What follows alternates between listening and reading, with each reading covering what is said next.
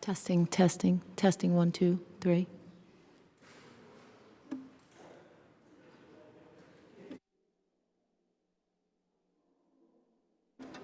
Testing, testing, 1, 2, 3, testing, testing.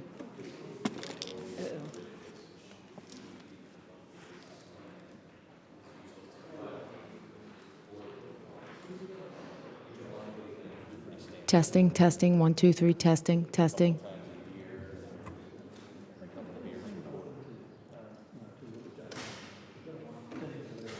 Testing, testing, 1, 2, 3, testing, testing. No. We had problems last time.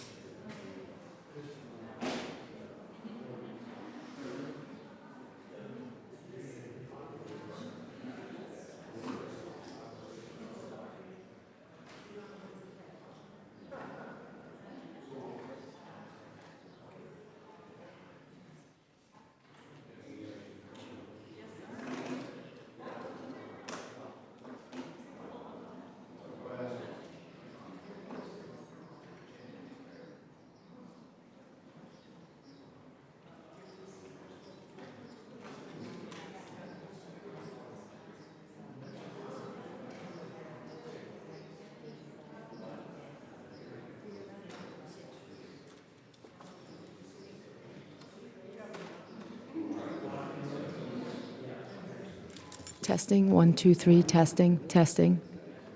Testing, nothing. Testing.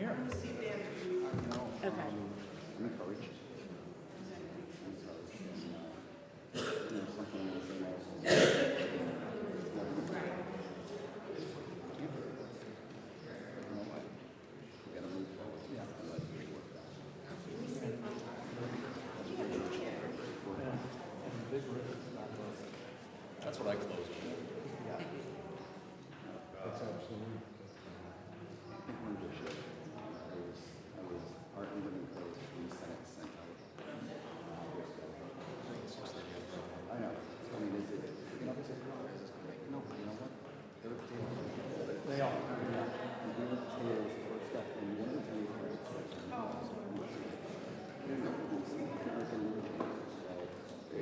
protection's great. Absolutely not. What is wrong? Yeah. You're just not going to see that on the outcome. Testing, testing, 1, 2.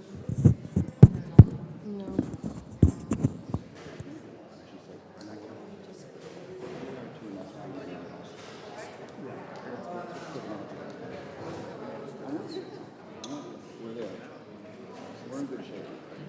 Hello, how you doing? We're still fighting on this one, I'm sure. Script committee just says there's no basis for doing it, John Downs. Hi, John. David Balance.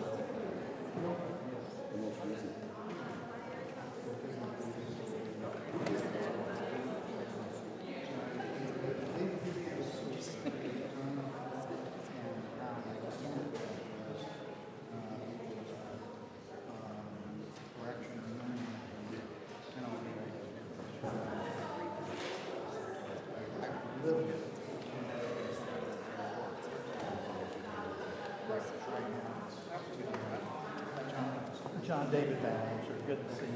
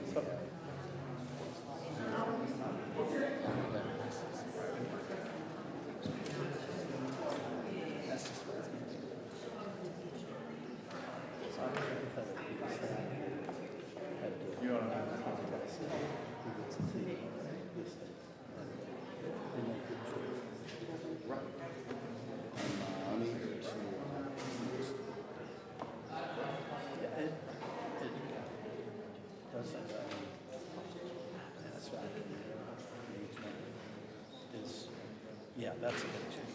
Really, bottom line is if you want people to work just stick to the flag. That's it, right? Now we're going to negotiate a budget. Okay. Yeah. And then you're upset that you didn't have a seat at the table. We're going to make it work. Right? You're not going to make anything work.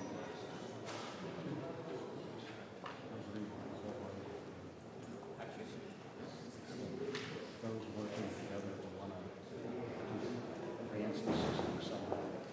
As you said, it may not be perfect. It's never going to be. And you know what? Perfection is unrealistic. Yeah, I mean, I've been doing this a long time. I've never seen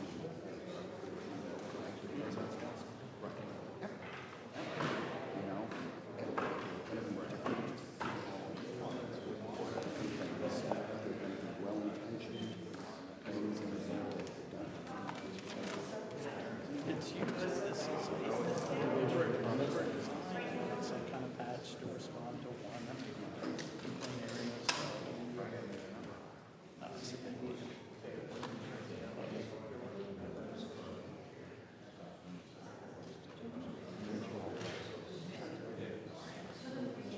So her Senate nominee announced, hey, we're going to have our SVAC. It's going to have a big bill.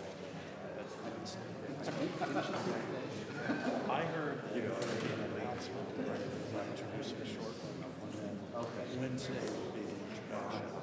I don't know what it is when they introduce their bill. They may come to total convergence. Right. I just don't know. Very soon. Yeah. I'm not sure too. That's why I think about having a hearing as well. as grumpy as we were over regular order, it really did turn out to be the most prudent course of action because it really allowed them to go through and modify so that no one conversation. Yeah. For this big a bill, and Windows represent, it's a big change, complicated. If I were in their shoes, I would probably want to have a record or something. But yeah, I think that would be a good thing. Here we are. It's also good, I think, that you're sharing your panels so you can. So I wasn't sure. Is that, are we That's what I heard. That's what I. all gov and non-gov? That's what. Okay, sorry. That's my impression. I mean, and I was definitely.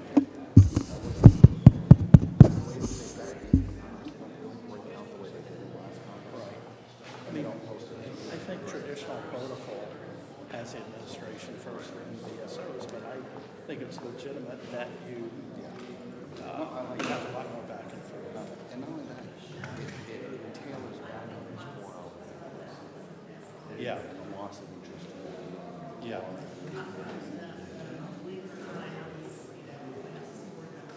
Get it done.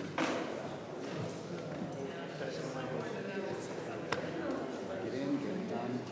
Get it.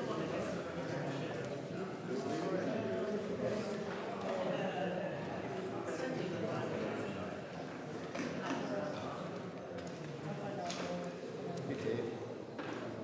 I mean, not just because he kind of put in pieces in place.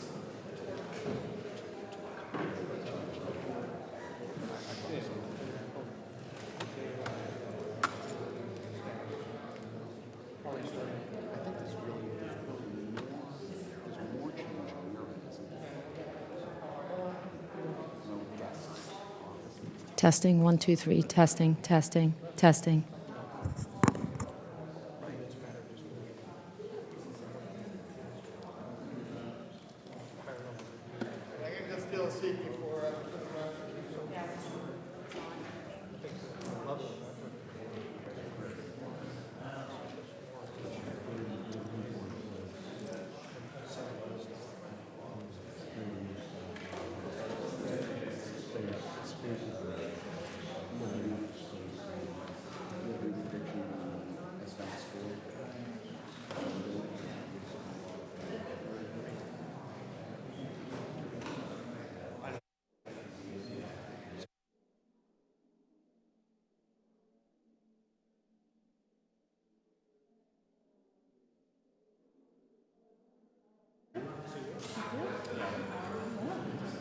Slightly less worried than I saw you a few minutes ago. Yes.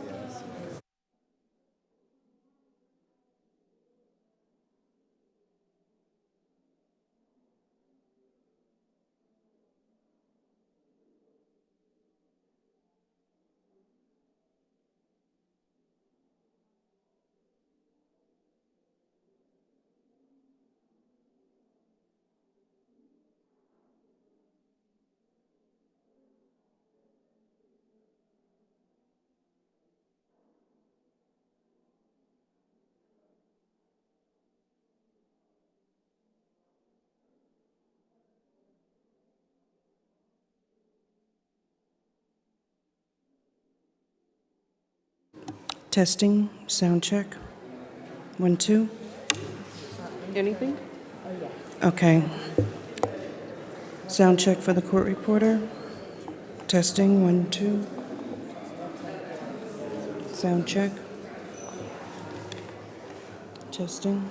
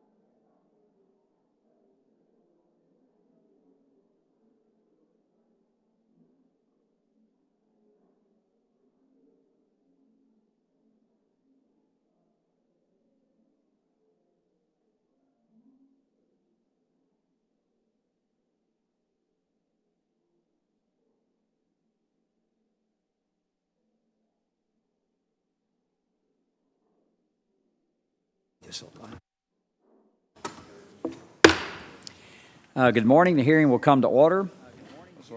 Thank you for being here today. We all know the problem. VA's appeals process is broken. Last year, VA testified that it takes on average 5 years for a veteran to get a decision from the Board of Veterans' Appeals, and the problem is getting worse. As of January 1st, 2015, there were 375,000 appeals pending in VBA and the Board.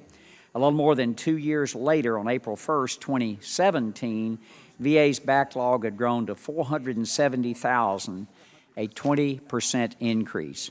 VA's current appeals system is slow, cumbersome, and just doesn't serve the veterans very well. We have to do better. There are improvements that can be made without congressional approval, such as improving its IT system, updating decision letters, and most importantly, ensuring workers are giving veterans accurate decisions in the first place. But at the same time, Congress has to make some changes to give VA the tools it needs to ensure that veterans receive a fair and timely decision on their appeals. I'm committed to doing just that, as its entire committee is. This draft bill is the result of extensive negotiations among VA, VSOs, and other veterans advocates. That's not to say that the committee is not open to other ideas. I'm looking forward to your testimony and suggestions on how we improve the bill to ensure VA is best serving our nation's veterans. After this hearing, I intend to work with Mr. Bost, Ms. Esty, Ranking Member Waltz, and all my colleagues on this committee to move forward with a bill that we can take to the floor of the House as soon as possible. But I also promise that our work will not end after the bill passes the House. I plan to work with Chairman Isaacson and our Senate colleagues to get an appeals reform bill on President Trump's desk this year, so that reforms will go into effect as soon as possible. I will now turn it over to Ranking Member Waltz for an opening statement. Well, thank you to Chairman Rowe for holding this hearing and for that commitment to move this forward. To Acting Vice Chair Spickler, Director McLinnicon, and all the representatives of VSOs, a special thank you to the gentlelady from Nevada, our colleague and former member of this committee, Ms. Titus, for her champion of appeals reform and for sticking with it. We thank you for being here and look forward to your testimony. Today, each of us are part of a once-in-a-generation opportunity to reform the disability claims process for our nation's veterans. I'm happy we might actually be able to see the finish line. Chairman Rowe's leadership has been critical in getting it this far. He has our full confidence in making sure that we're able to find those compromises necessary.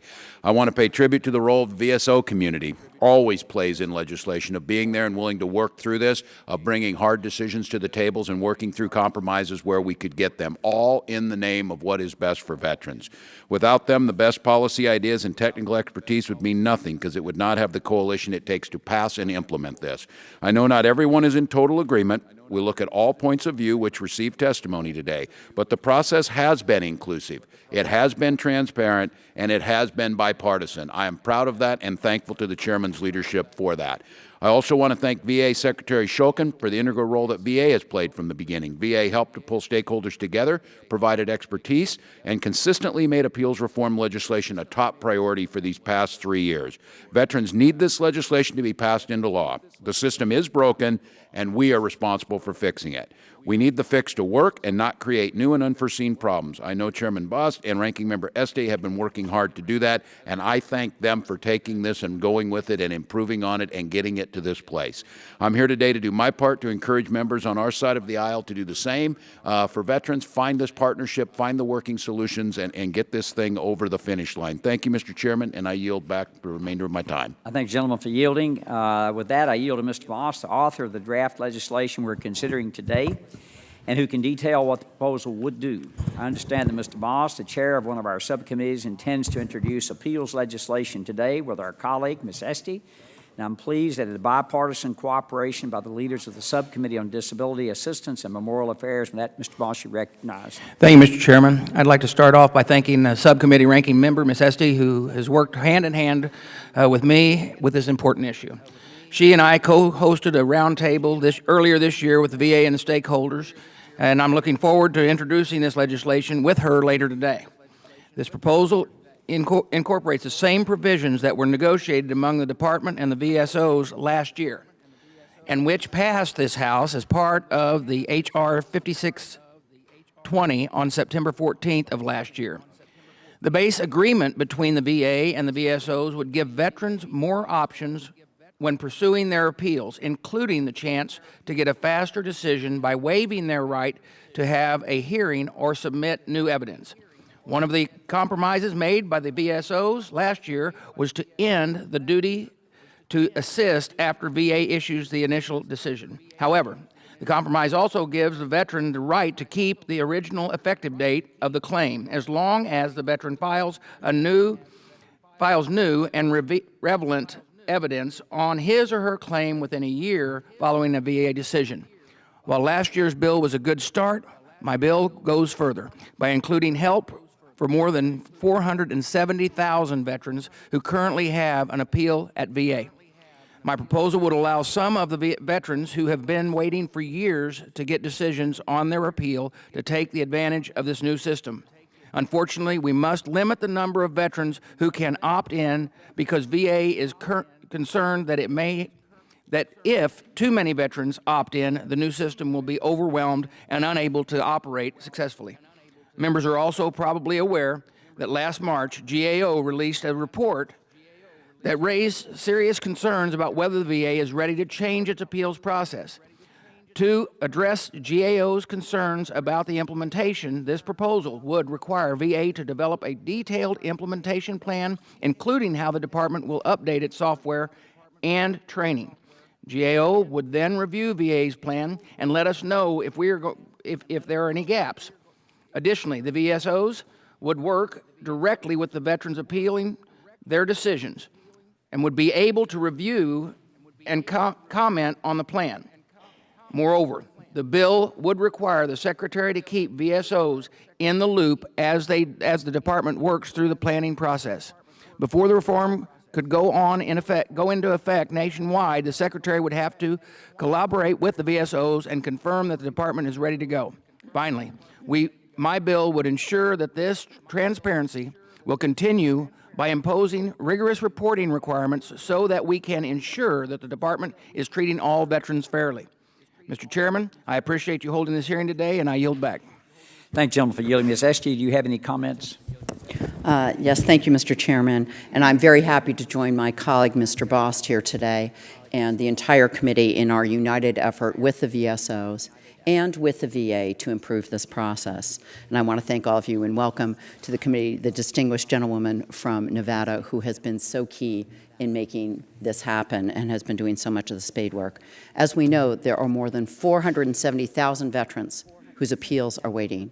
And if you're lucky as a veteran, that means 3 years to wait. And if you're not lucky, it's 6 years.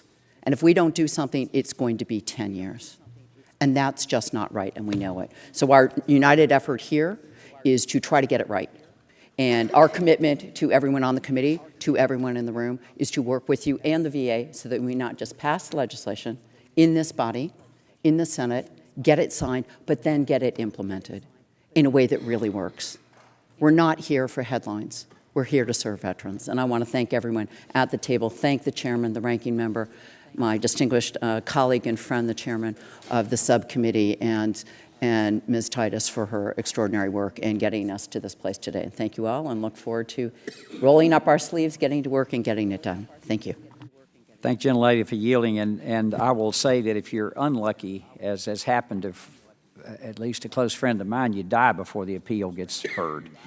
And quite frankly, I think this is one of the most important pieces of legislation, it's certainly in the VA, that I've dealt with since I've been in the Congress, 8 years I've been here.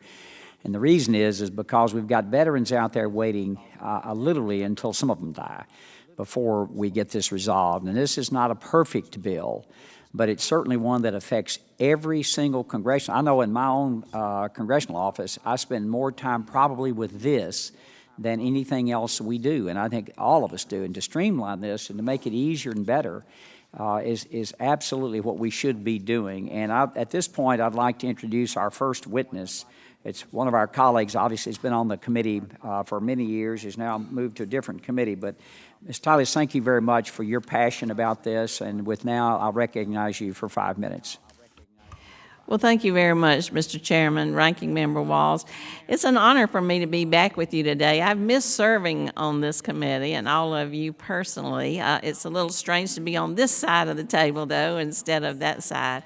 But I think this is such an important issue. I wanted to just come back and commit to you that I'm still working on this, and however I can be helpful, I certainly want to.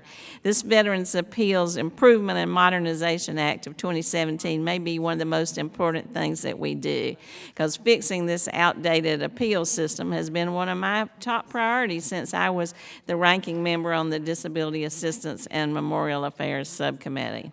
When I became the ranking member of DAMA in 2013, much of the focus at the VA was on the disability claims backlog. It had ballooned, and it was causing some veterans to wait almost 2 years before they could get their initial claim decision. After the VA and this committee worked very hard to reduce that backlog, it was like squeezing the balloon and the air pops up somewhere else. The problem shifted to the appeals process. You have heard that over 400,000 veterans are currently in that overburdened and overcomplicated system. The average claim takes about 3 years to adjudicate, and claims that progress on to the Board of Veterans Appeals can continue to languish for more than 2,000 days. And both of these figures are rising. If we continue to delay fixing this problem, I'm afraid that the wait for our veterans will continue to grow. And by 2027, we may be telling our constituents, I'm sorry, but you're likely to have to wait a decade before your appeal can be resolved. And I know all of you in this room think that's just unacceptable, as do I. It's important to keep in mind that the appeal system was first developed in 1933, and it was last updated in the late 1980s, so true reform is long overdue. More than a year ago, the VA convened a working group. It consisted of senior VA officials, veteran service organizations, and congressional staff.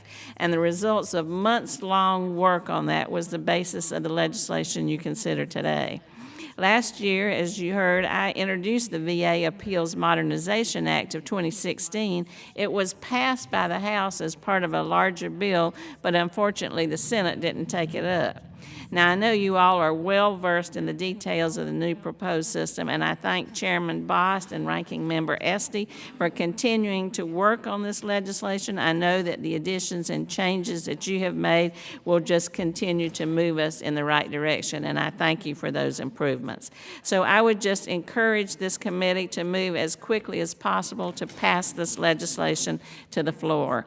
Every day that we fail to bring real reform to this outdated system means that more veterans will be filing appeals in a broken system that does not meet their needs. So I appreciate many of today's witnesses and the help that they have given us to come with the bill that's before you today, including the American Legion, which has shared my sense of urgency all along. We should pass this bill so that veterans are able to choose what is the right path for them, what best fits their unique situation as they file their appeals. So thank you very much for allowing me to join you today to testify on this, and I look forward to continuing to work with you, and I'm confident that this will get done and we'll see it go into effect. So thank you very much, Mr. Chairman. Thank you for being here. You did say one very prophetic thing. Unfortunately, we have the Senate. You're correct about that. Well, we will forego a round of questions from Ms. Titus, and any questions that anyone may have from our colleagues can be submitted for the record, and you're now excused. Thank you very much for being here.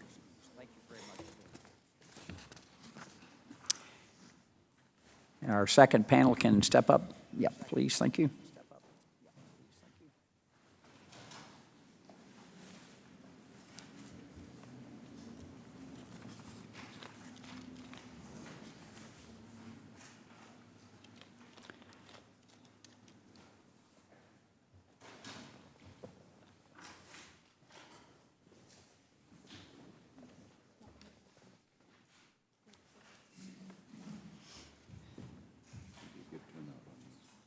Members may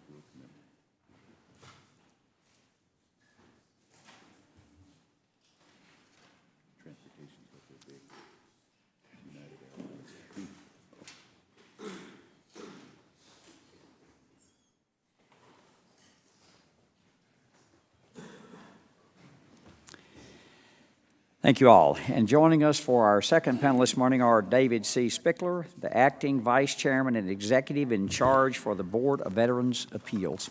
Welcome. Mr. Spickler is accompanied by David McLinican, who is the Director of Appeals Management Center of the Veterans Benefit Administration.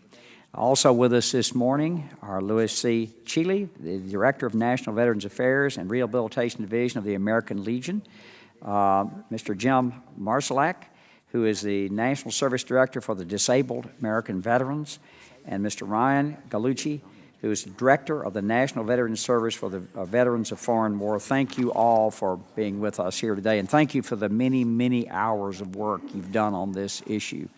Your complete written statements will be entered into the hearing record, and Mr. Spickler, you're recognized for 5 minutes to present the Department's testimony.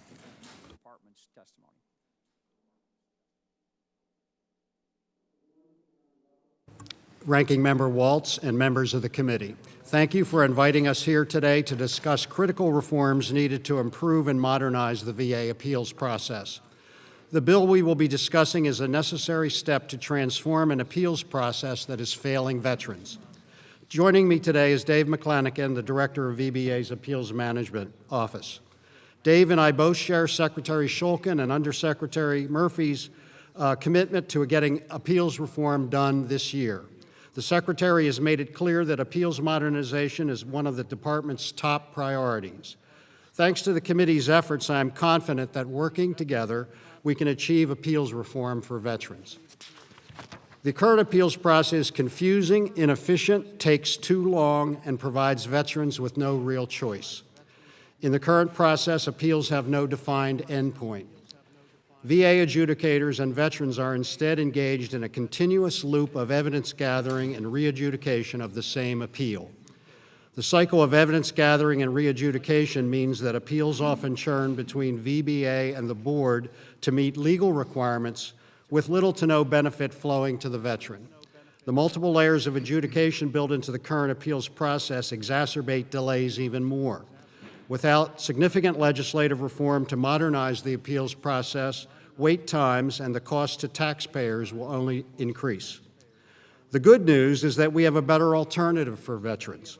The new framework contained in the draft bill would provide veterans with an appeals process that is timely, transparent, and fair. The new process is not just a VA idea. It is the product of over a year of collaboration between the board, VBA, VSOs, the private bar, and other stakeholders. The new appeals process we developed is simpler and easier for veterans to understand. It provides a streamlined process focused on early resolution of appeals and generating long-term savings for taxpayers. The new process also empowers veterans by providing them with the ability to tailor the process to meet their individual needs. Veterans in the new process can pursue one of 3 different lanes. One lane would be for review of the same evidence by a higher-level adjudicator at the regional office. One lane would be for submitting new and relevant evidence with a supplemental claim at the regional office. And one lane would allow veterans to take their appeal directly to the board, eliminating the duplicative steps currently required by statute to receive board review. The robust effective date protections built into the draft bill enhance veterans' rights and ensure that veterans and their advocates cannot make a wrong turn in making their selection. The new process also preserves the duty to assist, but focuses it in the supplemental claim lane, while at the same time creating a mechanism for duty to assist errors to be corrected in the other lanes. The draft bill additionally provides opt-in provisions which would allow more veterans with legacy appeals to take advantage of the new modernized process. While VA strongly supports the essential features of the draft bill, we do have some concerns with the proposed legislation as currently drafted. VA strongly opposes the language that extends effective date provisions to supplemental claims filed within 1 year of a decision of the federal courts. These provisions go against an essential construct of the new process, which encourages veterans to stay within VA to achieve the earliest resolution possible. It would be unfortunate to eliminate sources of unnecessary churn in VA, only to create new incentives for endless appeal in the federal courts.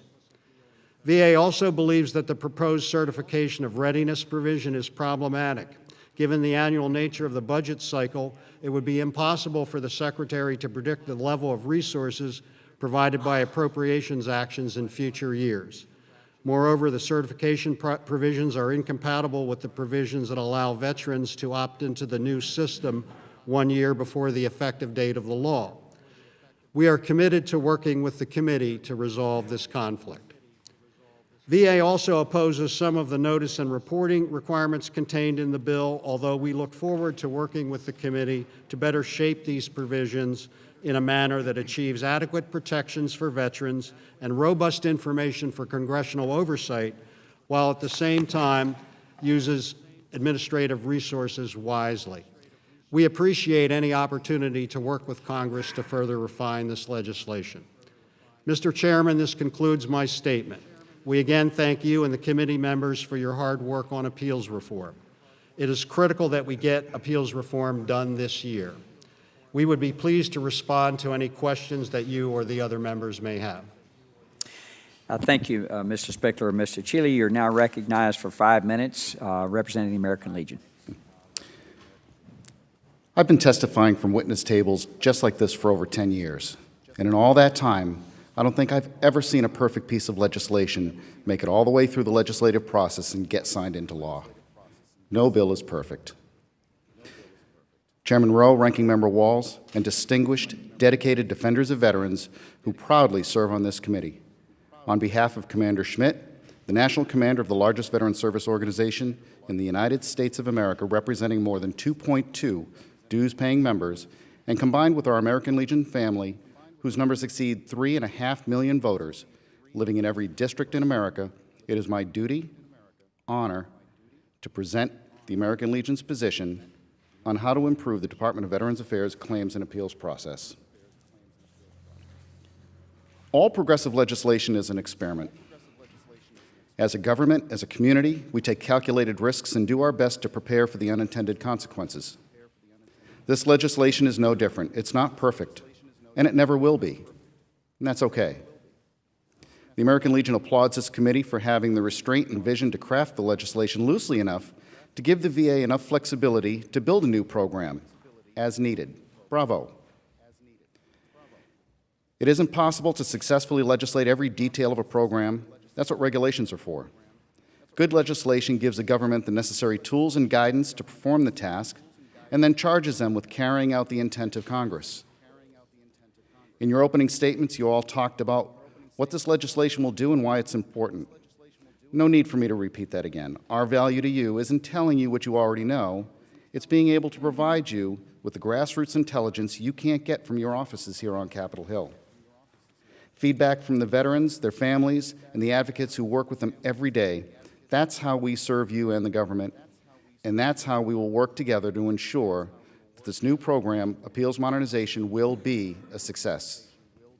The American Legion's been assisting veterans access their benefits before there even was a Department of Veterans Affairs. And as we prepare to celebrate our centennial anniversary, we also stand prepared to continue to assist our veterans for the next 100 years and the 100 years after that. Together with our colleagues here at this table, our veteran service partners, and the employees who serve at VA, we will do our best to ensure this program is a vast improvement over what we currently have, and hopefully will one day see an end to the multi-years-long purgatory of backlog appeals and claims waiting to be serviced. Chairman Rowe, Ranking Member Walz, and members of this committee, your staffs worked hard for you and on behalf of veterans every day, and while we don't always agree, it's a pleasure working with them, and I sincerely hope that they take great pride in this day as we continue to work together to send Appeals Modernization to the President's desk for signature. On behalf of the American Legion, one of the founding architects who participated in helping design this program, I will be happy to try to answer any questions that you may have. Thank you very much, Mr. Chile. Your comments are most appreciated. Mr. Marszalek, you're now recognized for 5 minutes. Mr. Chairman and members of the committee, thank you for inviting DEV to testify today on appeals reform legislation. As National Service Director for DAV, I want to thank you, Mr. Chairman, as well as Ranking Member Waltz for making appeals modernization a priority for the 115th Congress. I also want to thank Subcommittee Chairman Bost, Ranking Member Etzi, and Congresswoman Titus for their leadership on this issue. Mr. Chairman, DAV operates the nation's largest claims and appeals assistance program, providing free representation to more than 1 million veterans or their survivors. We are fully invested in reforming and modernizing the appeals system, and we fully support this draft legislation. The new appeals framework developed last year by VA, the board, VSOs, and other stakeholders would protect the due process rights of veterans, while creating multiple options for them to receive their decisions in a more judicious manner. The critical core of this new system provides veterans with multiple options to challenge unfavorable decisions, introduce new evidence at both VBA and the board, and protect their earliest effective dates, without having to be locked into the current long and difficult appeals process. The central dynamic of this new system is that a veteran who receives an unfavorable decision from one option may then pursue one of the other options. And if they continuously pursue a new option within 1 year of the last decision, they will be able to preserve their earliest effective date. The draft bill embodies the appeals modernization framework agreed to by DAV and the rest of the work group last year, and in addition includes some significant improvements. The legislation would enhance effective date protections for claimants that choose to appeal board decisions to the court. This is a fair and equitable approach to provide claimants with the option to exercise their full appellate rights without having to potentially jeopardize their effective dates. The draft legislation requires the Secretary to submit a detailed transition implementation plan requiring stakeholder consultation, and then requires the Secretary to certify the new system is ready before the transition could begin. DAV further recommends that creating a Stakeholder Transition Implementation Advisory Committee to strengthen stakeholder engagement with the VBA and the board.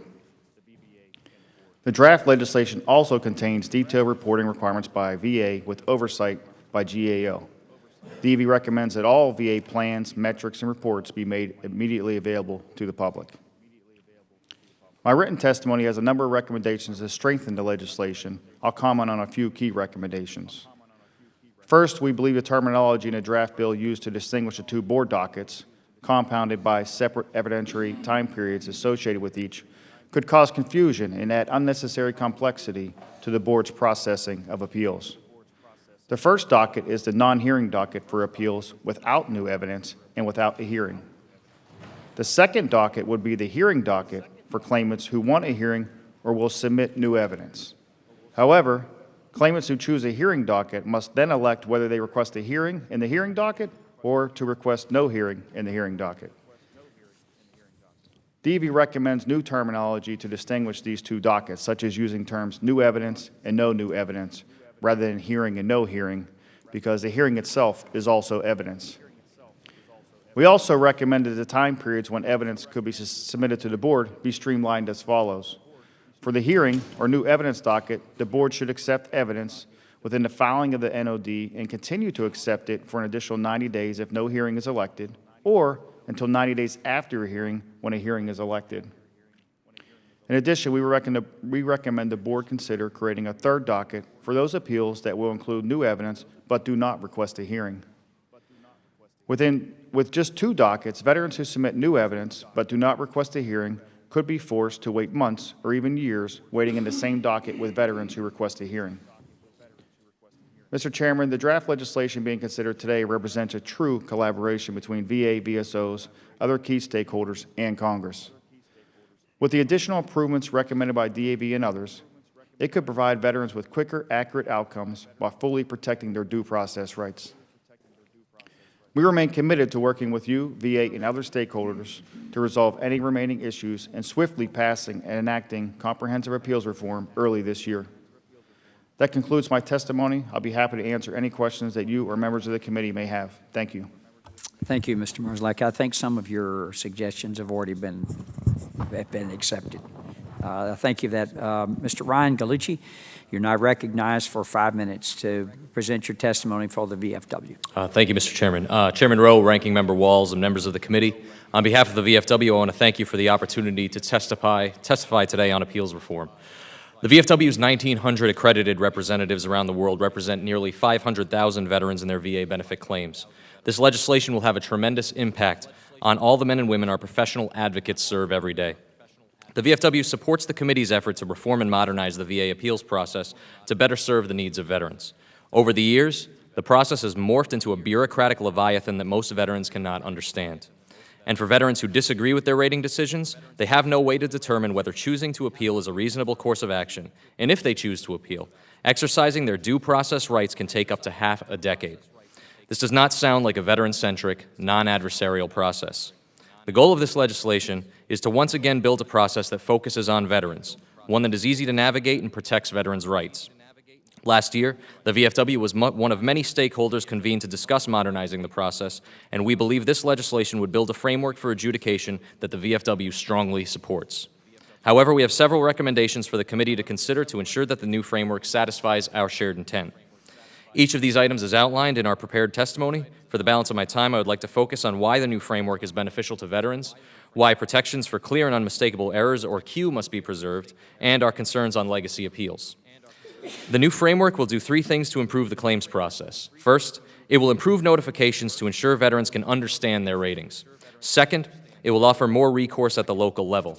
Third, it will lower the evidentiary threshold for supplemental actions. Each of these improvements makes the process more veteran-friendly. Inadequate notifications have been a fundamental failure of the current process, leaving veterans with no reasonable way to understand how VA arrived at its decision, and no way to conclude whether or not to appeal. Improved notifications empower veterans to better navigate their benefits, cutting down on appeals that result from misunderstandings. Improved notifications also help to bolster the new lanes for adjudication, specifically supplemental claims and higher-level review. The VFW believes the supplemental claims lane is the most critical option in the framework. This lane allows veterans to seek a new rating decision dating back to their original effective date at the lowest possible level simply by submitting new and relevant evidence. For matters that could be best handled locally in a non-adversarial manner, this cuts years off the process. Plus, accredited advocates now have a new tool to help resolve claims at the earliest possible time, ensuring that veterans receive every benefit they have earned with the earliest possible effective date. Prolonging a veteran's claim is bad all around. It puts unnecessary stress on the veteran, and it makes VA look careless. At a time when more veterans need access to benefits, the VFW supports offering more non-adversarial recourse locally to arrive at quality rating decisions. This is what our veteran clients expect and why we support this new framework. As with any systemic change, VFW seeks to avoid unintended consequences. One current protection in the system is the ability to revise Q decisions. While veterans usually must take a remedial action within 1 year of a rating decision to preserve an effective date, decisions based on Q can be revised back to the original date at any time. The VFW is concerned that the bill as written creates a potential conflict of law, as it does not specify that veterans can still submit a Q motion past 1 year. The VFW must have assurance that veterans can still seek Q revisions, otherwise the VFW believes the entire framework can fail. Since the first discussions on appeals reform, the VFW has been clear that any changes to the system must be coupled with aggressive initiatives to adjudicate legacy appeals. The VFW asked for off-ramps to allow veterans to opt into the new framework, and we thank the committee for including this in the legislation. However, we have a technical concern about fully developed appeals. As written, it seems the new process would not allow legacy appellants to off-ramp into this system, and the VFW would recommend clarifying this option, otherwise the provision does not satisfy its intent. That being said, the issue of resourcing for VA remains a persistent problem. BVA and VBA must have the resources to adjudicate both legacy appeals and supplemental claim actions in the new framework. My predecessor at the VFW, Jerry Menard, used to say that VA liked to play whack-a-mole with its pending workload.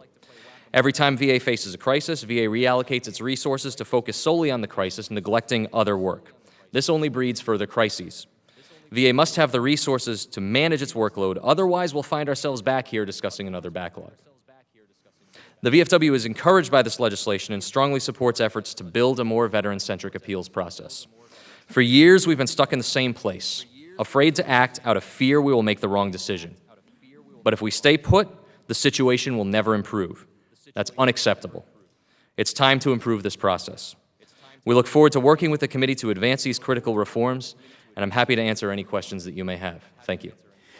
Thank the gentleman for yielding, and thank all of you all for being on time. And I will yield myself 5 minutes, and I want to start by asking Mr. Spickler, You mentioned in your testimony that there were some concerns that you had, I think 3 of them, as I read it your testimony last night. Before we get started on that, though, just tell me if the VA would support this draft legislation as is without any changes. Well, we generally support the legislation. I mean, we've noted the concerns. I mean, tried to articulate the concerns that we have with the legislation. We're hopeful to work with the committee on some of these concerns, we're happy to work with you. Okay, thank you for that. And I'm going to just start with Mr. Cheeley and just go around. Would you support this legislation, or would your organization, American Legion? Again, as we recognize in our testimony, the legislation is not perfect, but we absolutely support it 100%. Thank you very much. Mr. Marszalek. DAV does as well. Again, the recommendation we make will only strengthen it, but yes, absolutely, we do support it. And I think I think those have already been worked in. And Mr. Colucci, and I think some of your comments have been also worked in the draft legislation too. So. Oh, absolutely, Mr. Chairman. I just want to echo my colleagues, Lou and Jim, that we absolutely support the framework outlines in this legislation. One of the asks that we had when the subcommittee first approached us earlier this year is was appeals reform still a priority for us? Absolutely, unequivocally. Even in discussions among our VSO partners, what we determined in looking at this framework is that it results, like I said, I think a number of times in my remarks, it results in favorable decisions, protects veterans' rights at the lowest possible level, and we're proud to support it.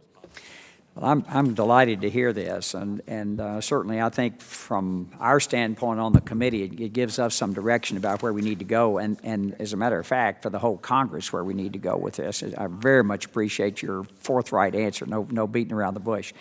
I think the concerns, and I guess the VA can answer this, the VA's concerns with allowing veterans to retain their effective date after an adverse decision at the Court of Appeals for veterans' claims. Why is that a problem? Well, as we've noted in the statement, I think the reason why we made the statement that we did was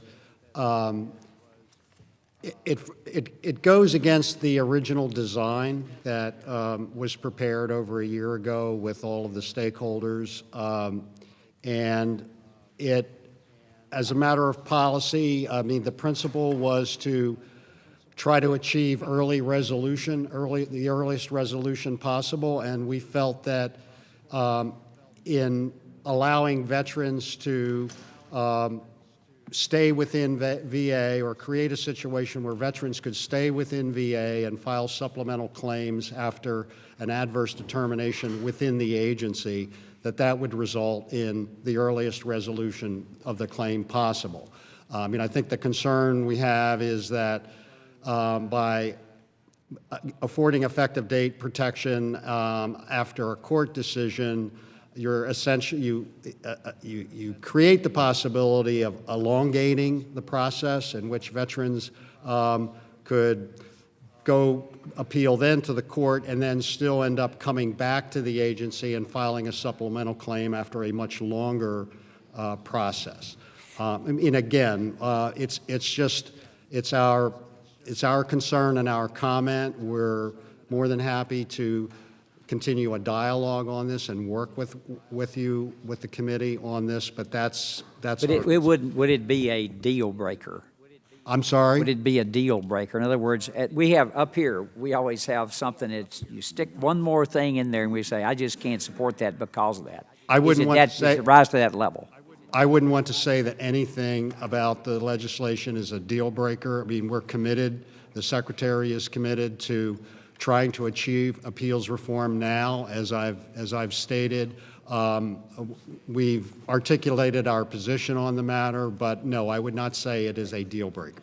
Thank you. And I can't think of anything we could do in this bill to make this process any longer. Quite frankly, I think this is going to shorten the process. And just very quickly, because I don't have much time, just go around and if you all could answer the same question I asked. Chairman, the veterans community has been a strong advocate of judicial review for a great number of years. You know, no one was happier than the veteran community when we were able to establish the court. We don't want to see anything that deters a veteran from using the court. Our only concern early on in this process was that the score that CBO would come back with, would blow it out of the water, and it would be an unattainable goal at that point. So provided that the score is within reason and we can still move this legislation forward, the American Legion is never going to be on record that calls for less protections for veterans. Thank you. I would agree, Mr. Chairman. It's good for veterans. It gives them an option, another opportunity for them to go to that level without any harm. So that DAV is supportive. Thank you.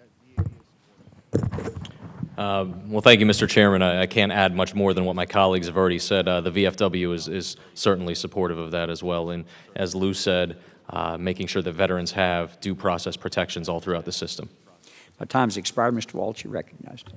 Well, thank you, Chairman, and thank you all for your testimony. I maybe segue a little bit from where the Chairman's at, and I am sensitive to his concerns on red lines. We know what happens when we get into those things or things don't get acceptable. It can derail legislation that we all want to get. So I appreciate this with the understanding that we're still always trying to work to improve. I think you've all articulated that very well. I do want to go back to one of your concerns, Mr. Spickler, in here, because this one always comes up when anything that we do. In your testimony, you expressed serious concern about requiring the Secretary to certify he has the resources necessary to timely process appeals. Is there an alternative, or can you explain your thinking on that? Because all too often, all of us in this room know what happens if he has to come and ask for money or sign off.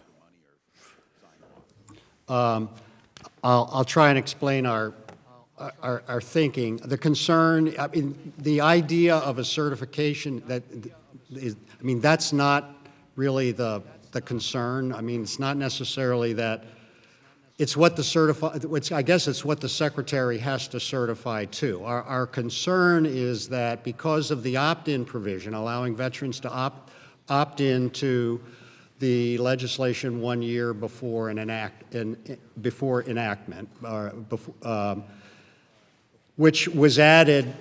I think we all agreed that that was a good provision as a way of allowing more veterans to opt into the new process and therefore take them out of the legacy appeal process. So the concern is that that's kind of based on having a fixed date for when the law is going to take effect, because we have notice requirements that have to go out informing veterans of their opportunity to opt in. And our concern is that not knowing when the Secretary may be able to certify that the department is ready, has the resources, and timely able to address, kind of puts that date in doubt, creates ambiguity as to the time frame. And the certification, in part, has to do with is going to be dependent upon the appropriations cycles in future years, and potentially puts the Secretary in a difficult position of certifying now as to what that readiness is going to be in future years, which is going to be dependent upon the budget cycle. So our concern is really just how it impacts that certification, and the lack of certainty impacts on the effective date of the law and how the opt-in provisions work. We don't want a situation where the opt-in provision is diluted, if you will, by a potentially sliding enactment date. So that's the concern. No, that's helpful. As to are there things we could work out, we would hope to be able to come up with maybe something that satisfies both the concern in the draft legislation about the Secretary certifying as to implementation, but also gives us some protection for those opt-in provisions. Very good. Well, that helps us on that. To the VSOs, just for me again, and I know we're kind of going down the line, I think there's a real trying to build this coalition on this. Do each of you believe that veterans' rights are preserved in each of the 3 lanes that have been proposed?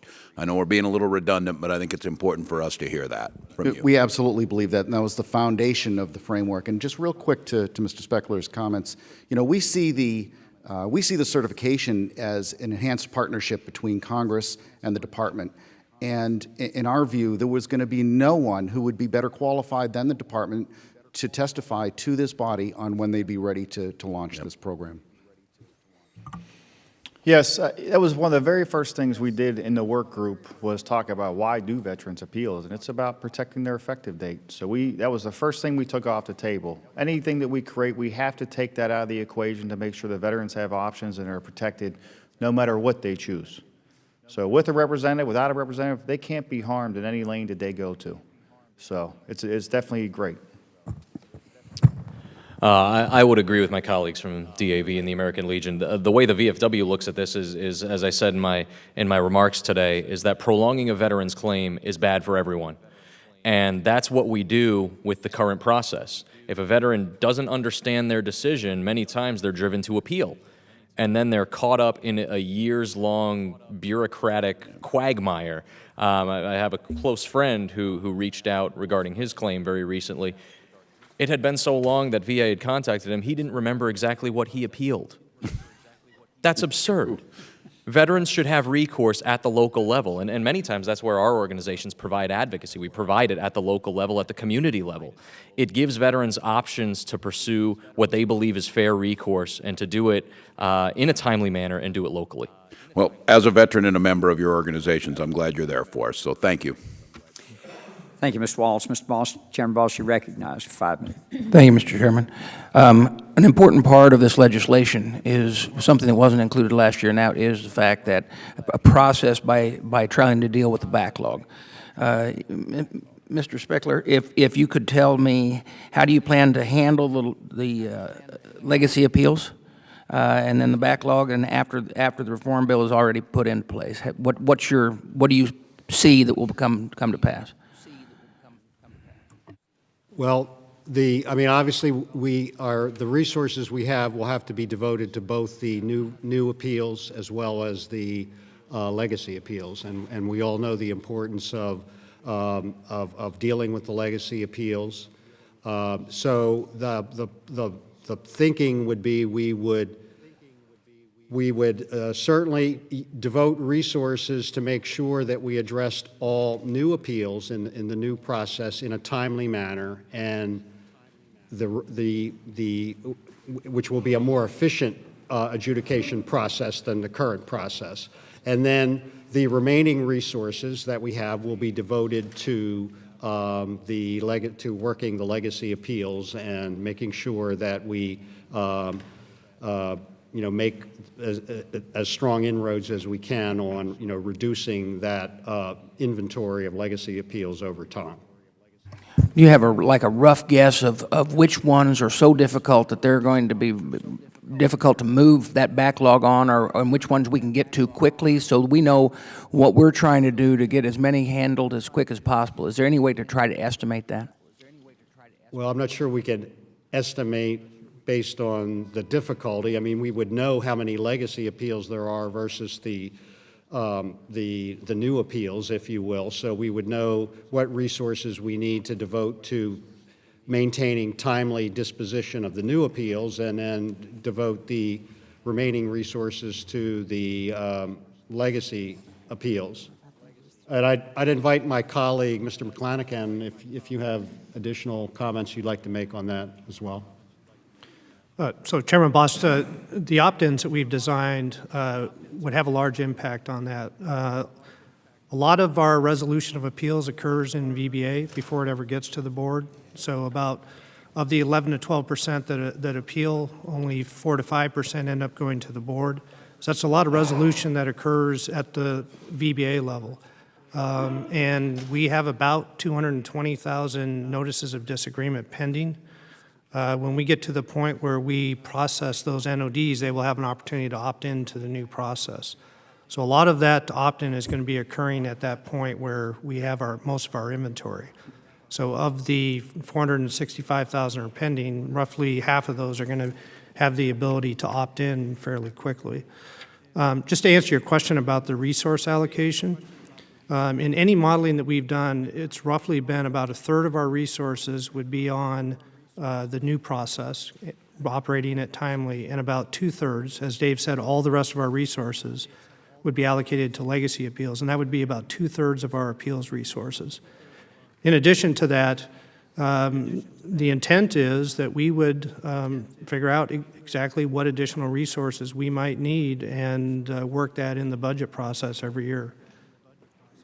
Okay, my next question, I'm going to go to the VSOs, and if you can, just kind of, one of the important things we did was want to make sure that you're working in conjunction with the VA. Can you explain why you believe it's important for the Secretary to collaborate with the VSOs before certifying the department is ready to go through this process? Oh, all right. Thanks, Lou. No, we agree with that provision. We welcome its inclusion in the draft legislation, and we think it's an important partnership that we have with VA. We value the relationship that we have with VA to provide advocacy for the veterans who seek our assistance. In many ways, we make sure that veterans understand the process up front. And part of our responsibility in deploying the new framework is going to be explaining the new framework to veterans and what their rights are under the system, how to take advantage of some of the off-ramps that are available to them, or which lane would satisfy their intent in seeking a supplemental claim action. So I think, and again, you've heard from each of us the scope of our operations. I mean, we represent veterans around the world and in communities. It's just critical that we have that input in implementation of the new framework. And I'd only add that us working together and our VSOs, we have people in the field all over the place. They're giving us feedback constantly.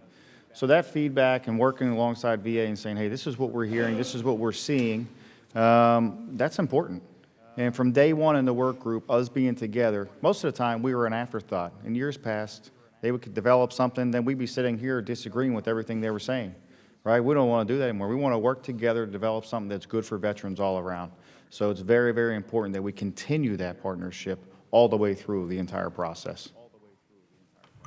I agree with my colleagues. My time has Thank you. expired. The gentleman's time's expired. Mr. Takano, you recognize for 5 minutes. Thank you, Mr. Chairman. This is a question for the Veteran Service Organizations. There's a strong recommendation in the March GAO report that Congress require proposed reforms be subject to a pilot test. Regardless of whether we mandate it or make it discretionary, how do your organizations feel about the pilot GAO recommends?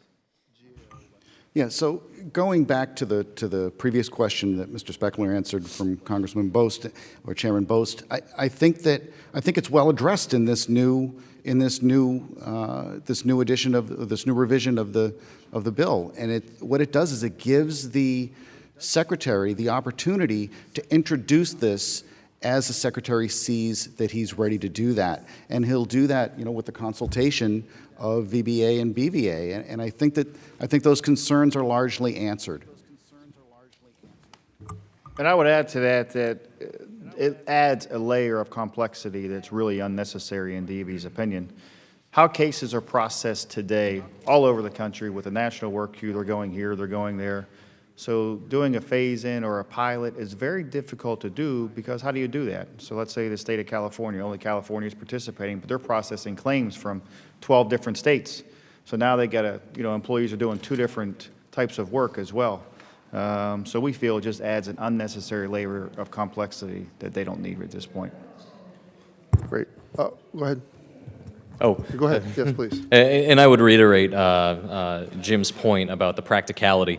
But in addition to that, not only do you have the national work queue, which Chairman Bost and Ranking Member Esty heard us talk about just a couple of months ago, the new work environment the VA is implementing, but in many ways it would be inequitable for appellants. We're going to tell just a certain group of appellants based on their geography or where their claim ends up that, no, you're allowed to go into this new, more favorable system with more protections, but I'm sorry to the rest of you, you're just going to have to wait till we decide whether or not this works. We think the framework that we have now is sufficient to move forward and give veterans a better option.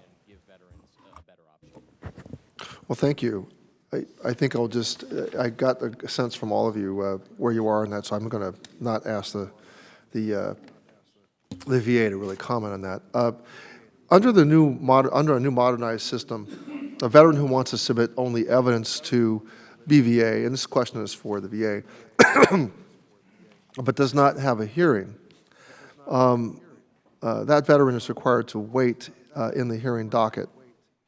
There are currently over 60,000 pending hearing requests, 5 to 6 year wait in the current system. Why would VA force those veterans onto the hearing docket? So could I ask you, sir, to repeat the question? So the question is why, if you would just repeat it. For Under the new modernized system, a veteran who wants to submit only evidence to the VA, to the BVA, but not have a hearing, that veteran is required to wait in the hearing docket. There are currently over 60,000 pending hearing requests, meaning a 5 to 6 year wait in the current system. Why would the VA require that those veterans, force those veterans onto the hearing docket? Well, first of all, I don't think they would have to wait. I mean, they would be in that docket, but they wouldn't necessarily, if they're not having a hearing, they really would not have to wait behind veterans who are having a hearing. So that docket could be administered so that veterans who are only submitting additional evidence but not having a hearing could have their appeals adjudicated without consideration to veterans who are awaiting hearings. Well, thank you. Well, how does the VA plan to resolve the backlog of hearing requests in the legacy system while implementing the new system? Well, I guess I would say the hearings, I mean, the board is going to have the hearings whether the new system is implemented or not. I mean, the hearings, for one thing, until we get a better handle on a more efficient processing of appeals generally, holding hearings has limited utility if we hold hearings and then a veteran's appeal still isn't decided for some period of time after they have a hearing. So we will, I mean, the problem of getting to the hearings is that's a matter we will have to address regardless of implementation of the new law or not. The implementation of the new framework won't necessarily affect those hearings. Thank you, Mr. Chairman. I yield back. Thank the gentleman for yielding. Chairman Arrington, you're recognized. Thank you, Mr. Chairman. Mr. Spickler and Mr. How do you say your last name? McClinigan. How long have you guys been at the VA and in this area of the VA in terms of the appeals process? In VA, 16 years for me. I was Deputy Undersecretary for Disability Assistance, and I had responsibility for this prior to my current job. What about you, Mr. Spickler? Yeah, I've been with VA 35 years this year, all at the Board of Veterans Appeals, and basically all in appellate. So we've got 50 years of combined experience in this area. Why is this so broken? Why is this taking this long to fix it? What tools have you not had? What authority have you not had? My understanding is you had $200 million in 2013 that was given to you guys to fix this problem. What's taken so long? What's the problem? I would say that really why we're here today and why we're talking about this is that the law and the system is antiquated. It's 80-plus years old. It was designed and built at a time when the veterans population was much smaller. The appeals typically filed by veterans were much less complicated, involved far fewer issues, and much less complicated issues. Give me one tool that you don't have that you have needed for 20 years, 35 years, 16 years, to not have a backlog of 5 years and to have the wait times that we now are trying to deal with. I'm a new member. Sure. So this is my 100 days into this, and I'm just well, I will say mystified. Mine, and then I'm sure Mr. McClanahan might have his own thoughts, but I would say basically, again, why we're here today, and that is a redesign and new legislative framework for the appeals system. What is the we legal need- barrier? What is the legal barrier? You need Congress to pass a law so that you guys can have an efficient appeals process. What is it? Give me one specific tool, not a broad legal framework. Why do we need Congress to pass a law so that you can do your job to serve the veterans? I don't understand it. I mean, if we have to wait till Congress passes a law to manage the VA's business and we have to micromanage it from here, I'm more discouraged than when I just read about this stuff on the outside. What's the one tool that you don't have that you need? Not a legal framework, nothing broad. Give me one specific thing. Well, we need essentially billions of dollars in additional appropriations. Of course, we need billions of dollars. So the solution to that is within the law, which controls how we process appeals. We're not allowed any flexibility that you're suggesting that we have. We don't have those tools because the current appeal process is in statute. So what we need is either an extraordinary amount of resources or we need to change the law. And that's why we're here, because it does not make sense to throw more money at a process that's broken. Okay. It's going to take 18 months to stand this up. That's what I read. Is that correct? Yes, sir. Why is it going to take so long? Because we have to do rulemaking, which is probably the longest piece that we have to solve. And that's a pretty aggressive schedule, just 18 months for rulemaking. Is managing your human capital, is that an issue for you guys? Is that a challenge for you guys? Yes, less so for VBA because our adjudicators work both initial claims and appeals. One of the things that I'm working on is reining in union activity. We don't know how many people are working on official time. We had a GAO study that said that some hundreds are spending 100% of their time on union activity. Y'all are aware of that, right?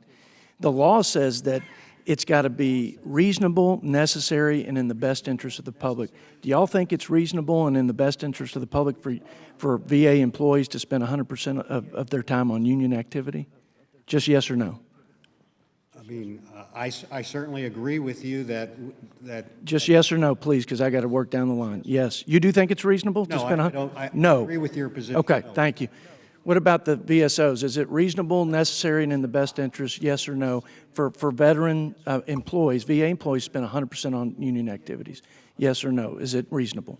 No, especially when they're higher paid physicians. Okay, is it yes or no? No. Yes or no?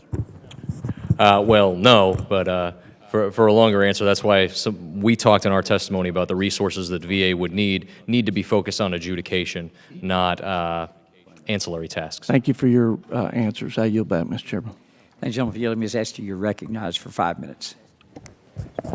Thank you, Mr. Chairman. Returning to what we can do constructively to try to improve the system for those of us who are working hard on it. First, there are 3 topics I want to try to get through in the 5 minutes I have. One is on the improved decision notices, and I'm really glad that you mentioned that because that wasn't really highlighted, but I know in my district is one of the most critical points of the process. If we have an unlimited flow of appeals into the system because people don't understand, we're never going to solve this problem, and no amount of money is going to deal with it. So a quick comment on that. On the duty to assist, because there's been some concern about that, and I think it would be helpful to get maybe the VA to explain how we're dealing with the duty to assist. It's not going away, and I've had a few people reach out, and I'd like to get on the record on duty to assist.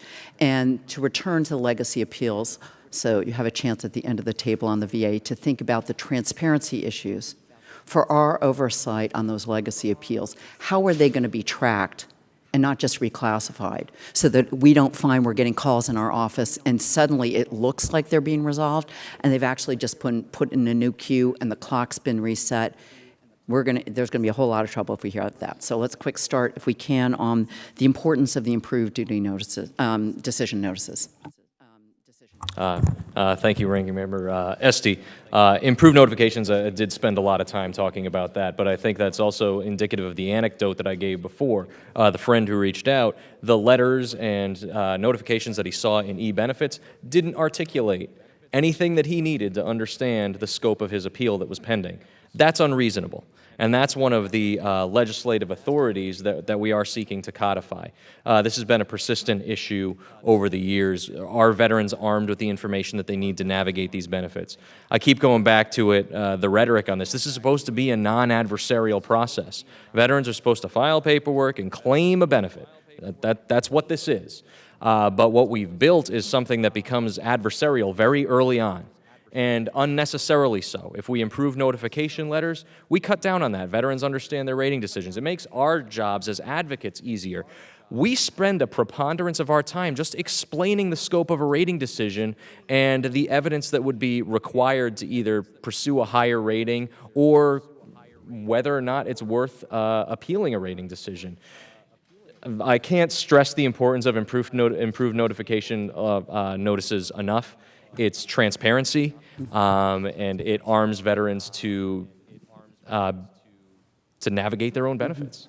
Well, Can't stress it enough. Thank you. Thank you, because that's what I'm hearing in my district too from the VSOs, that your job is otherwise attempting to demystify this very vague notice. And I think, again, for the VA, it's going to be important to make sure we have the resources to do those notices and to work closely over this 18-month period to make sure those notices are really meeting the needs of veterans. You should not have to have, you shouldn't have to have the VSO, and you certainly shouldn't have to hire a lawyer when you're a veteran and you're trying to get your disability benefits. And if we have to, sometimes we'll need to, but it shouldn't require that. And I hope we get everybody's commitment. I'm going to assume a show of nodding yes, we're going to work hard on getting these notices right.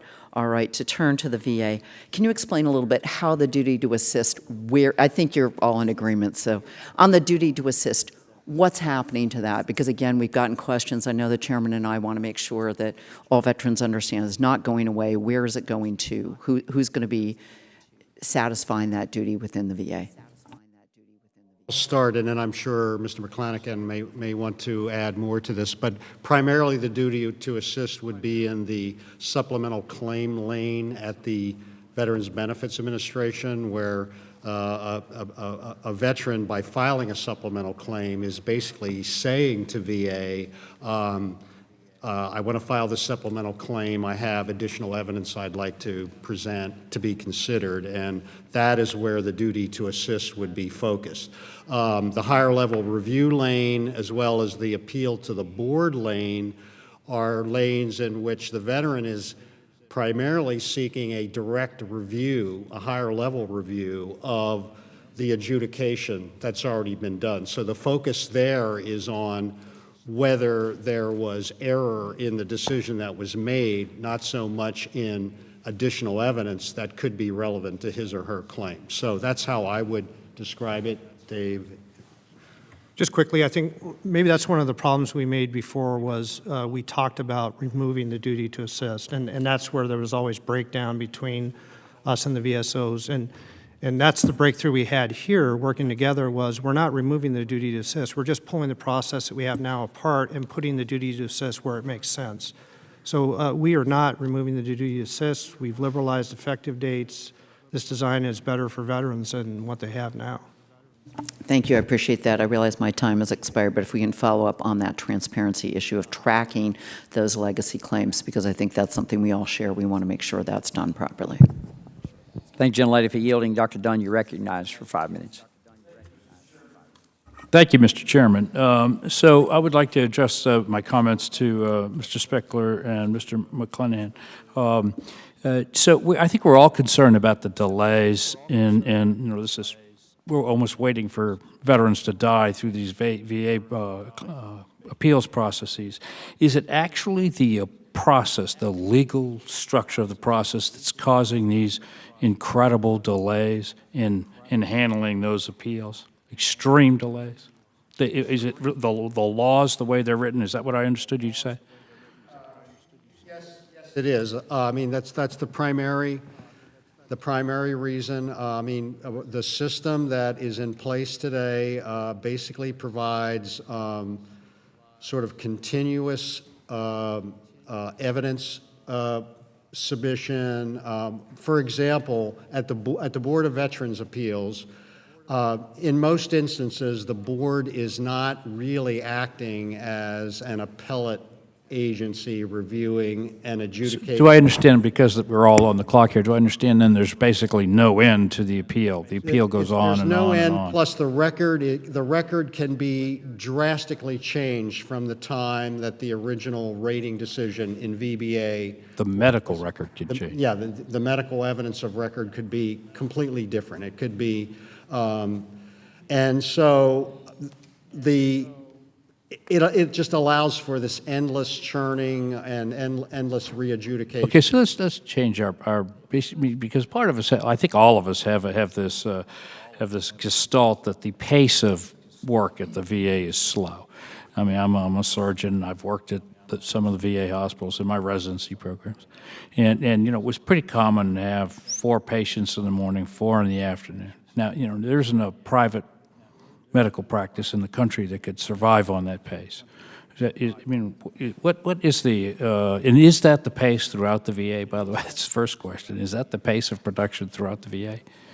I would say no. At the Board of Veterans Appeals, we have rigorous productivity standards for our attorneys and judges, and I mean, I would say it's a fairly fast-paced. So what's the explanation for that? I mean, honestly, we just have a hard time understanding how so many people can produce so little product over such a vast period of time. I'm sorry, The VA, the product, the clinics, you know, they're seeing patients, and they're actually not seeing that many patients, and they're taking a great deal of time to do that. I'm sorry, I can't speak to basically what happens in the medical centers. But they're the ones generating the medical evidence that you just spoke about, right? I mean, they go see a doctor and the medical evidence changed. You said there's new findings, medical findings of the patients. Right, so the point is that when we initially process a claim, yes, we send either to a contractor or to a VHA examiner to get a medical examination, and that's used in adjudicating the claim. We do that now in roughly 125 days, decide the claim. Dave's point is, by the time it gets to the board, 6 years later, the disability picture has changed. As I'm sure you know, it can change drastically by that point. So they may need to remand it back to VBA to go get another examination. We then re-adjudicate the claim. The appeal process may start over, and again, it may get to the board 3 years later, and again, the disability picture has changed, or there's some other medical evidence that might be necessary.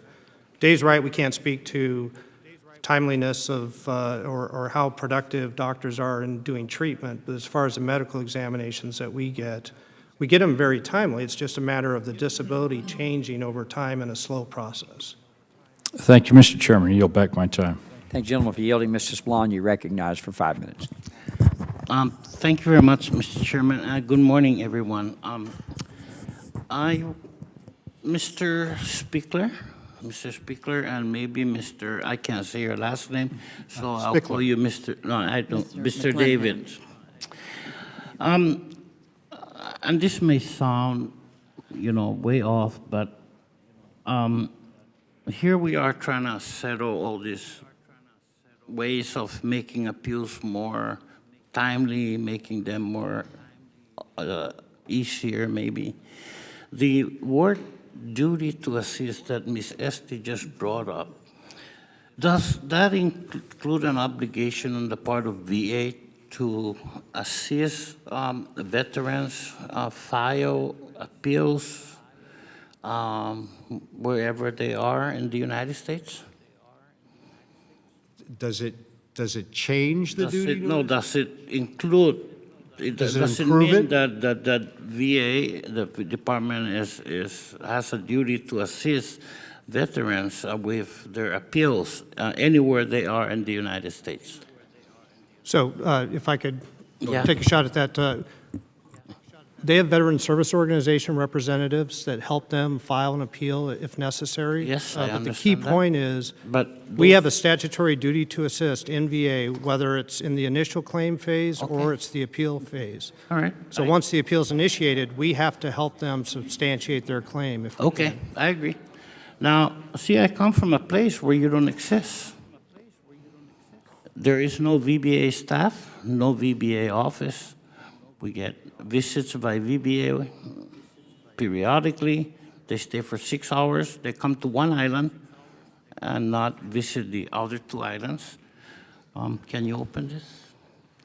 And they are also told that they cannot, when they have appeals, they have to travel to either Washington, D.C., which is, at least $3,000, or they travel to Guam and use a VTC to. There is a VHA office with a VTC, and they're told they cannot use that because it is not a VHA matter. It's the Veterans Benefits matter. My governor has agreed to assist to provide resources to the VBA, to the State Veterans Affairs Office, and we're going to ask your office, the VBA, to get these individuals trained and probably certified, and maybe also have access to, if they could, to VBA records of the veterans, if possible. But is there any way that we could, a round-trip ticket to Guam, sir, is over $200, and that's a 50-minute flight. And for veterans, that's a lot of money. Is there? Sir, can I make a suggestion? Yeah. Why don't we try to get together sometime after the hearing? Exactly what I'm trying to get from you, sir, is a commitment to please come and we'll talk about this, because in your case, our veterans are certainly, if not forgotten, then never known. Dave and I will arrange to come meet with you. Thank He's you. got the hearing issue, and we'll see if we can find a Yes, sir. solution. Thank you very much. If I just may briefly, I do believe, speaking for the board, I do believe we conduct video conference hearings, board video conference hearings, I believe through the Honolulu regional office. But that does serve. Yes, sir. So they have to fly to Honolulu then? No. That's at 1,500. No, I believe we've set up a satellite. I think we'd better That's a check on VHA. this. That's a VHA office, and the VHA person in there says you can't use that because it's Okay. not a VBA issue. And I am actually, for our VSO individuals here, I'm actually taking a list of all VSO in the country and taking contact information, summary of what your organization does, and I'm going to make it available to my over 900 veterans, so that they're aware that there are organizations that they could be eligible for and connect with and become a member of and get assistance. Because the only VSO we have is Veterans of Foreign Wars, and they're very good. They help where they can, but we're new to the United States, and we're, 30-some, 40 years, and we're brand new to this, but we need the help as much as we can. And so I have your commitment, we'll sit down and talk. Yeah, thank you. I yield back. Gentleman's Mr. time's Chairman. expired. Ms. Radewagen, you're recognized for 5 minutes. Thank you, Mr. Chairman, Ranking Member. Welcome, gentlemen. My question is for the VSOs. Mr. Celli, are you confident that the department's plan will ensure that veterans who cannot opt into the new system or choose not to do so receive a decision in a timely manner? I'm sorry, would you repeat the question? Are you confident that the department's plan will ensure that veterans who cannot opt into the new system or choose not to do so receive a decision in a timely manner?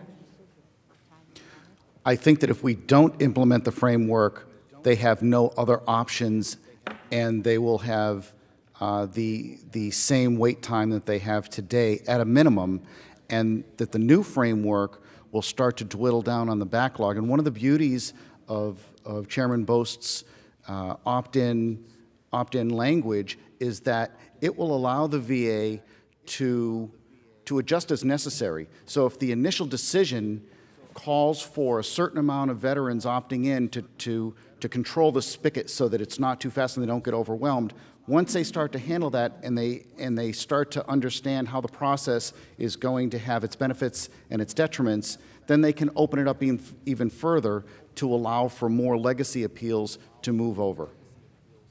Mr. Marslak, would you like to comment on that? Sure, thank you. Definitely, we believe that veterans are going to wait in the legacy system. There's no doubt, right? And so we have to, the more people come over in a new system, is that going to make the legacy appeals go any faster? I don't believe so. But what we have to do is, again, working together, the collaboration and the reporting. They have to be, VA's got to share that information. How long is it taking? Has anything improved in the legacy side once they start allowing people into the new framework? We got to pay very, very close attention to that to make sure veterans are receiving decisions timely. Absolutely. Mr. Gallucci, would you like to weigh in on this issue? Sure, thank you. First of all, agree with my colleagues, but I think this is also one of the reasons why we were so committed to including the off-ramps in the legislation. There's no doubt that some veterans are going to be stuck in the legacy system, but again, this is why we focused on resourcing as well. The last thing we want to see is, as my predecessor Jerry often said, is VA playing whack-a-mole, just taking resources and putting them at the new shiny toy. We want to avoid that at all costs, and we think that some of the reporting mechanisms that are in the bill help us get to that point. They encourage transparency, they encourage consistent reporting. We have a little bit of a disagreement about the timeline of some of those reporting metrics. Some of them, we don't believe it would be practical for them to be monthly, and we spoke about that in our written remarks, but we think that it'll help keep optics on the legacy system and allow us to adjust fire if we see that it's getting worse. Can I add one more thing real quick? And that is the legacy appeals veterans will also benefit from the new notification letters. And I think that will help considerably. The new notification letter, the agreement to institute that was the very first agreement that VA had to come to terms with the VSOs before we even started to discuss moving forward in an appreciable way. And that was a critical component, and every veteran will benefit from that at those decision points where the off-ramps take place. Thank you, Mr. Chairman. I yield back. Thank you, gentlelady, for yielding. Mr. Rutherford, you're recognized for 5 minutes. Thank you, Mr. Chairman. And first, I want to say thank you to the committee for bringing what has been described as, although maybe not perfect, certainly a step up from where we're at. And one of the issues that I'd like to talk about is the performance, in past performance. And this may have come up in the staff work in the committee and with the VA and the VSOs, and all of the hard work that you all have done, and I really appreciate that. Mr. Spickler or Mr. McLachen, do you know the number of appeals that were actually completed by the entire Veteran Benefits Administration last year? And when I say completed, I mean either denied or granted. So that's one of the problems with the current appeal process. We can tell you roughly how many we resolved, which was about 138,000, I believe. And resolved means they're out of the process. And how many of those were at the RO level? But that was in VBA. So there's a small number of resolutions of appeals in the current process, and that's because there's a lot of work that goes into moving the appeal along in the process without resolving it. So that's kind of the problem we're dealing with today is there's no beginning and ending point. An appeal can continue for a long period of time and churn in the department. We had some examples of appeals that had been pending for 20, 25 years and had 30 or 40 decisions between VBA and the board in that one appeal. Yeah. So it's really hard to determine what our production is, which is what you're looking for because of the process. Now in the new process, each of those lanes is going to have a beginning and ending point. You're going to have a supplemental claim that's either granted or denied. You're going to have a higher level review. Right. Same thing. And that's one of the things that I really like about this bill. And I would encourage you all, as you've done already, it sounds, keep track of those outcomes And that'll tell us where the tweaks need to come, whether it's letters or, whatever. But, so do you know what number of appeals are granted? Not the hearing, but that they're given their benefit. We do have that data, and we could provide it to you. Is it 50%? I mean, do you have an off-the-cuff percentage? 50%, 10%? Yeah. The board tracks dispositions. So last year, for example, the board decided over 52,000 appeals. Now, we track those by grants or allowances, grants, denials, and remands. So X number of those 52,000 dispositions included remands of one or more issues. I mean, some appeals might have 6, 10 issues. I mean, and some issues might be granted, some might be denied, some might be remanded. But so we do have that information, and if you'd like that information, we'd be happy. Hold on to that, because I'll tell you, I think it's going to be very important to be able to go back to that data after implementation and actually show the improvement or not. Right. I'm sure it will be. But yes, we definitely plan to continue tracking that information. Thank you. Mr. Chairman, I yield back. Thank you, gentlemen, for yielding. Mr. Banks, you're recognized for 5 minutes. Thank you, Mr. Chairman. I want to direct my question to the VSOs. So often at home, I hear from my constituents about the important work that your organization does to assist my veteran constituents in the claims process, and that invaluable aspect of what each of your organizations does for our veteran population is very much appreciated by myself, and I'm sure every other member of the committee. So I wonder if you can elaborate a little bit on maybe concerns that you have, or maybe a confidence that you have that you can retrain your volunteers back home to be able to assist our veteran population. What goes into that process? Again, if you have concerns or a level of confidence that will occur, as well as you hope that it will, I would like to hear that as well. So, Mr. Celli? Sure, thank you. So the American Legion has about 3,200 representatives across the country. Twice a year, we have in-resident training where they come in and we update them on any new developments that have happened, any relevant case law that may have taken place, and we give refresher training as well. We're not going to have, I mean, it's going to be a challenge to educate everybody on the new process, but it's something that we already have a framework to do, so I anticipate that we'll be able to handle this fairly smoothly between us and the attorneys that we have on staff. And you believe that 18 months is enough time for that retraining to Absolutely. occur? Okay. Mr. Marzalek? We believe the 18 months is plenty of time. We have over 260 professional staff members who we train electronically through an electronic system, and they're able to see everything that we're training, so we can provide that training consistently across the board. Then they go out into the communities and train another 4,000 advocates that we have across the country and provide that exact same training in a lecture-type format, one-on-one training, whatever it may be. So yes, 18 months is plenty of time for us to get that information out. Okay, Mr. Gallucci? So I would agree that the 18 months is a reasonable amount of time for us to train to a specific standard. So the 1,900 accredited advocates with the VFW are professional, trained, accredited advocates. They work at VA regional offices. They're employees of the Veterans of Foreign Wars. They're employees of state governments, county governments, what have you. We're required to provide them training per the accreditation agreement that we have with Department of Veterans Affairs. To do that, the VFW does 4 in-person training conferences a year and monthly training updates to each of our accredited representatives. And also, as these discussions have been going on, we've provided consistent feedback and solicited feedback from our accredited representatives on what the new framework would look like.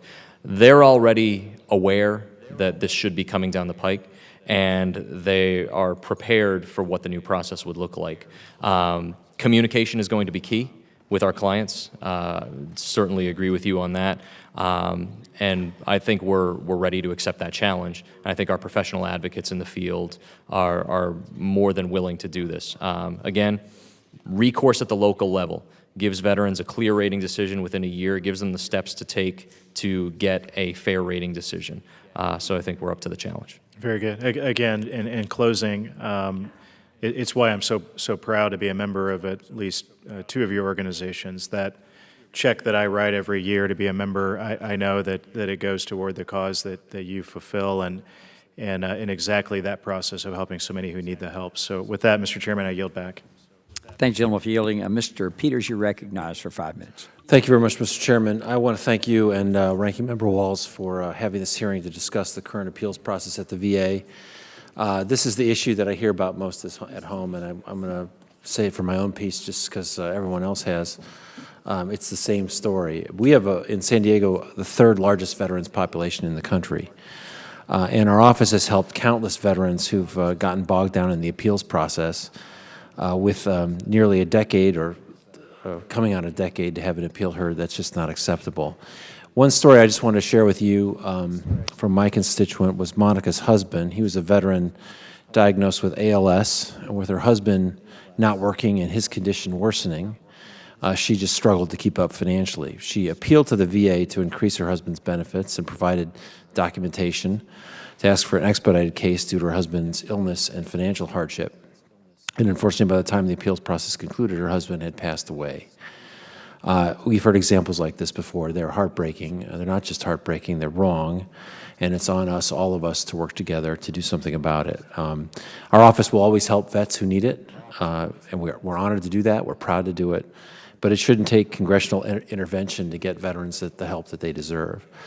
So I hope we can come together and move this legislation forward to create new appeals pathways. It's a very sensible kind of approach, and we ought to try something different.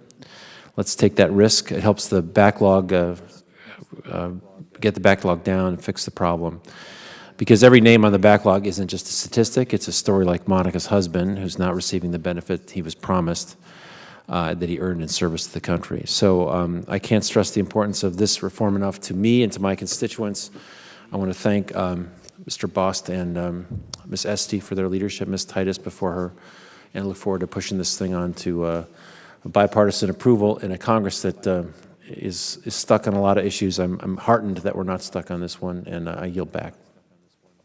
Thank you, gentlemen, for yielding. And now I thank you all very much, and the panel has been a great discussion, as I thought it would be. I think this has an opportunity to move forward, and the panel is now excused. I ask unanimous consent that all members have 5 legislative days to revise and extend their remarks and include exchanged materials. Here are no objections, so ordered. And are there any questions or statements that members may have may be submitted for the record? And I ask also that the VA for Mr. Rutherford to submit the data that Mr. Rutherford asked for. And I'll now yield to Mr. Walz for any closing comments. Just again, thank you all. The partnership here is greatly appreciated, trying to come together to solve a problem. Mr. Rowe and I were talking about we pay dues to these organizations. All Americans also pay dues to the VA in the form of tax dollars, and we're in this together to get it right. I think that spirit of cooperation, and I think the collaboration that was done ahead of time, with the recognition we've still got things people are concerned, and we can still keep bringing them forward, but very heartened by this, and I think our constituents are being well served by all of you. So thank you, and I yield back. Thank you, gentlemen, for yielding. You know, I think at the end of the day, we either continue the current system and live with these extraordinarily long waits. That's one option. As was pointed out by the VA, we can appropriate a lot more money and expand what we're doing now and hope that clears the system up, as you clearly pointed out. Or we can try a new system, which Mr. Spector said was timely, transparent, and fair. I'm ready to try timely, transparent, and fair with what we have. And we could hear stories like Mr. Peters gave. I had this similar story before he got here. There are hundreds of thousands of them out there. It's time for those stories to cease, and we need to get the veterans a timely decision. And I appreciate very much, I know how many meetings that you all went to work out all these extraordinarily complicated details to help the veterans, and I very much appreciate what you've done. And I look forward to getting this across the finish line this year and signed into law and get this process reformed. Thank you all very much. The meeting is adjourned.